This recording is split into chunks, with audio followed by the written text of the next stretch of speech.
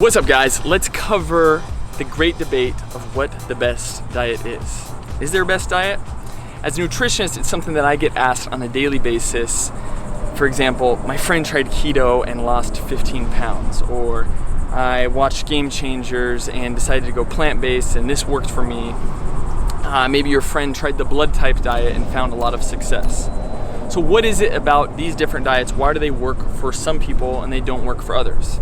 So let's take a look at some of the success factors, and I'll provide you with some tips to get the most out of your healthy long-term plan or whatever diet that you want to follow.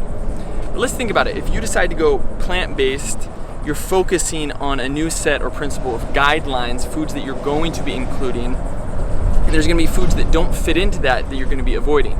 So typically, if you're conscious about what you're eating and you're eating plant-based, you're not going to be eating a lot of processed foods, you're not going to be eating a lot of fast food, because plant-based food just typically isn't available at all these places. And you certainly can get around that. Same thing with keto. If you're following keto, you're avoiding a certain type of food group, so it gives you something to avoid. Blood type diet, same type of thing. Now you are focusing all your meals, you have more of a consciousness and awareness of the food choices that you are actually eating. So there's that psychological effect of just following a set of principles, and it's less likely that you are going to expose yourself to things that are unhealthy in that short term.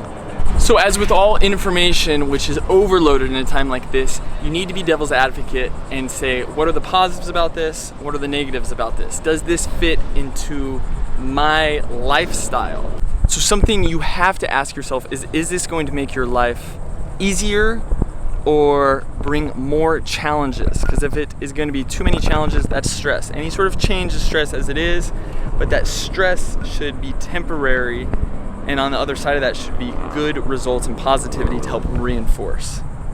It's the same thing with an exercise plan. People get all of the beginner results because now they are doing new, healthier habits by crowding in positive things, less room for the negative things.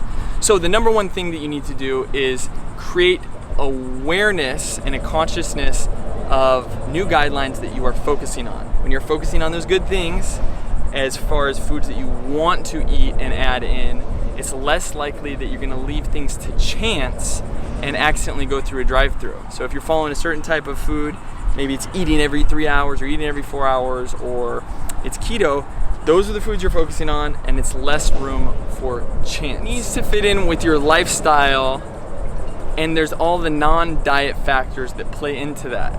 Adherence, consistency, the fundamentals. Are you getting good quality sleep? Is there a lack of anxiety so that your body has a healthier stress profile? Those are huge.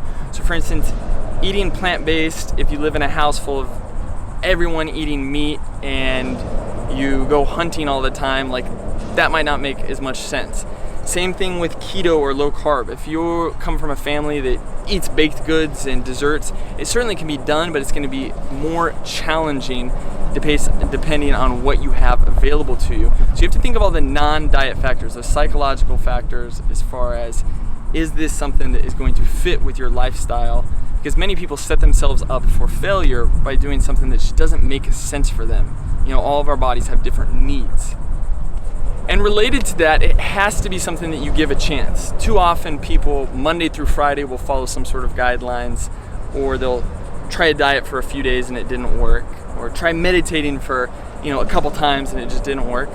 These things take time to set in, and some diets can take a month to 6 weeks to really get your body to convert and start using this new energy system to be able to convert fat for energy, for fuel and so on. So we have to think, are we giving these things a chance? Look at a type of eating style. Ideally, just buy into foods that fit your lifestyle and your demand, and ask yourself if this is something that is sustainable, enjoyable, and look at what you are capable of. So if you see somebody that got really good results following something, say, hey, that is something that I see capable of a version of myself if I ate that way. And that can be a motivating factor to stick with something, but it needs to be enjoyable. You need to be able to follow it 80-90% of the time to get results with something, and the 10% of the time can be more freestyle, but it doesn't need to be hard. Tracking and awareness is something that seems to work for everybody. I have all my clients for a minimum of a week track all the food that they're eating just so that they have awareness, and I do, to be able to make those adjustments and those changes, and it's a win-win for everyone. Hope that was helpful. Thanks for watching.